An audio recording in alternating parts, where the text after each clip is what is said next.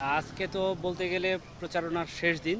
এরপরে যে প্রচারণা ওইটা হচ্ছে মানে ইন পারসন ঘোরা যাবে, মুভ করা যাবে, কিন্তু লিফলেট নিয়ে বা ভোট চাওয়ার মতো করে সেটা যাবে না। তো এটা আসলে ডাকসু তো আর প্রতি বছর আসে না, যদিও প্রতি বছর আসার কথা। এবং আমাদের নির্বাচনী ইশতেহারে আমরা 1 নম্বরে রাখছি যে আমরা একাডেমিক ক্যালেন্ডারে এই ডাকসুর ডেটটা ঠিক রাখবো, মানে প্রতিষ্ঠিত করার চেষ্টা করব। তো সেই জায়গা থেকে আমাদের 1 নম্বর এটা ছিল, কিন্তু ব্যাপারটা হচ্ছে যে আসলে বাস্তবতা হচ্ছে ডাকসু তো প্রতি বছর হয় না।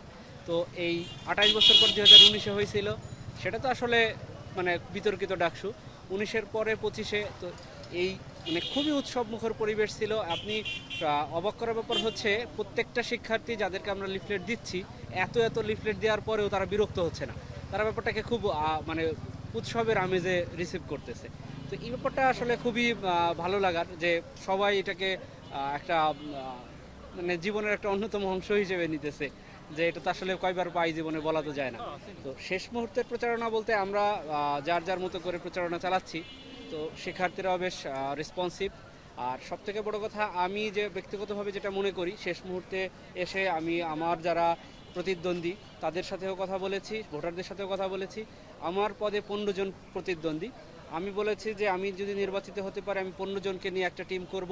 তাদের প্রত্যেকের ইশতেহারকে আমি একত্রিত করে তাদের সবার ইশতেহার মিলে একটা ইশতেহার করব। এবং এই যে 15 জন আমি নির্বাচিত হওয়া, মানে আমি মনে করব যে 15 জনের সবাই নির্বাচিত হওয়া, তাদের সবার ইশতেহারটা আমরা কম্বাইন করে তাদেরকে নিয়ে একটা টিম করে আমরা ইশতেহারের যে প্রতিশ্রুতিগুলো আছে এগুলো পূরণ করার চেষ্টা করব। না, জুলাইয়ের ব্যাপারটা হচ্ছে, জুলাই না হলে তো ক্যাম্পাসের এই পরিবেশও পেতাম না, এবং আমার এখানে আসারও কোনো সম্ভাবনা ছিল না। কারণ এই জুলাইয়ের যে আমার যে চাকরি প্রার্থীদের যে ক্যারিয়ারটা, সেটা ধ্বংস হয়ে যাওয়া, এবং পরবর্তীতে আমার মনে হলো যেহেতু আমার ক্যারিয়ার বা আমার স্বপ্ন ছিল, সেই স্বপ্ন শেষ হয়ে যাওয়া জুলাইয়ের মাধ্যমে অধিকার আদায়ের আন্দোলনে, তো বাকি জীবন আমি এই অধিকার আদায়ের আন্দোলনে শিক্ষার্থীদের পাশে থাকবো। এই স্পিরিট থেকে আসলে আমার ডাকসুতে আসা।